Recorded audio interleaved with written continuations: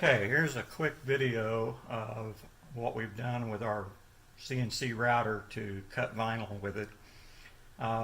We purchased a knife on eBay for about $10. We quickly found out there was more than 4 thousandths of play or variation in our bed, which caused deeper cutting in some areas and shallower cutting in others, which isn't really conducive to vinyl cutting. So we made this little adapter here, and what it is you have a knurled nut that retains an inside cylinder with a spring on top of it, and what that does is that allows this to float up and down under spring tension. And so you set the knife depth just like you would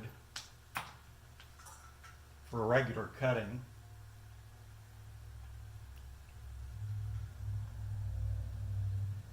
With these things here, you dial it out and then lock it down with that gold lock nut, and that brings that really small knife tip out to the point where it cuts through the vinyl and down to the backing, but not through the backing. Then this nozzle then, for lack of a better term, rides on the surface of the vinyl, which we lubricate with window cleaner just to keep it gliding across rather than wanting to scuff up the vinyl. And so the rest of it's pretty simple. You have this little cylinder and it's turned to fit right over this with no play whatsoever. You've got the spring that goes in on top. This goes in. There's your play there. And the retaining nut goes on.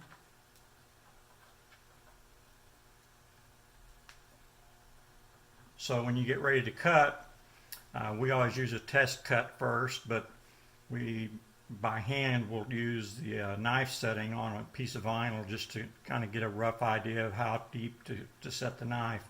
But then we'll always go back and test cut with the machine and reset and retune that as necessary. So the 0 we use is just enough that is maybe 1/8 of an inch compressed, as you'll see in the video following. And then that makes up for any variations in the bed that happen to occur.